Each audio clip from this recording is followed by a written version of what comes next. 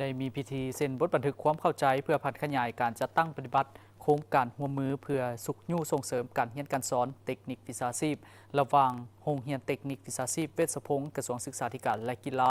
กับบริษัทลาวกาแล็กซี่อินเวสท์เมนต์โฮลดิ้งกรุ๊ปจำกัดสป.จีน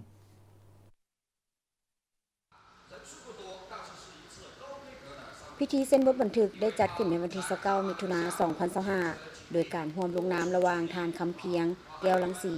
ผู้อำนวยการโรงเรียนเทคนิควิชาชีพเวชพงศ์และทานแจงจานอี้ผู้อำนวยการใหญ่บริษัทลาวกาแล็กซี่อินเวสท์เมนต์โฮลดิ้งกรุ๊ปมีภาคส่วนเกี่ยวข้องของ2ฝ่ายเข้าร่วมเป็นพยานการเซ็นบทบันทึกในครั้งนี้เพื่อร่วมกันสุขยู่ส่งเสริมติดตามการเรียนการสอนวิชาชีพซ่อมแปลงคาดว่าจะเริ่มเปิดในสุขเรียน 2025-2026 แนวสาเหตุให้การสอนทฤษฎีติดพันกับภาคปฏิบัติตัวจริงเรียนแบบควบคู่โดยเรียนภาคทฤษฎีอยู่เรียนเทคนิควิชาชีพเวชพงศ์ส่วนภาคปฏิบัติตัวจริงและฝึกงานแม่นอยู่กับบริษัทลาวกาแล็กซี่อินเวสท์เมนต์โฮลดิ้งกรุ๊ปจำกัดการร่วมมือดังกล่าวโรงเรียนเทคนิควิชาชีพเวชพงศ์จะขนขวายเอานักเรียนนักศึกษามาเรียนวิชาชีพจัดตั้งการเรียนการสอนภาคทฤษฎีและจัดส่งนักศึกษาลงฝึกงานตามหลักสูตรและความเฮี้ยงห้องต้องการของสังคม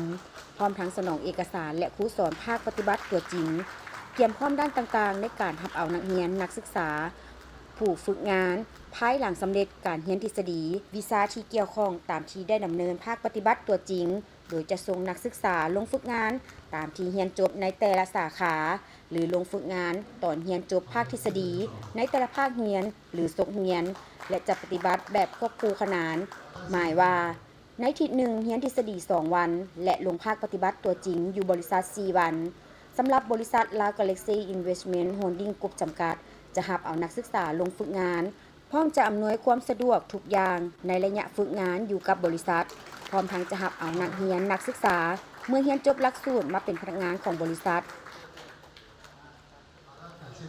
และในวันเดียวกันนั้นก็ได้มีพิธีเปิดศูนย์ซ่อมแปลงรถใหญ่อันดับหนึ่งอย่างเป็นทางการอยู่บ้านหนองบึกเหนือเมืองศรีโคตบองนครหลวงเวียงจันทน์จุดประสงค์ในการเปิดศูนย์แห่งนี้เพื่อให้คนลาวและคนจีนมีทางเลือกในการซ่อมแปลงรถใหญ่และรถจักรโดยมีสร้างที่ชำนาญงานมีประสบการณ์หลายกว่า20 ปีจากประเทศจีน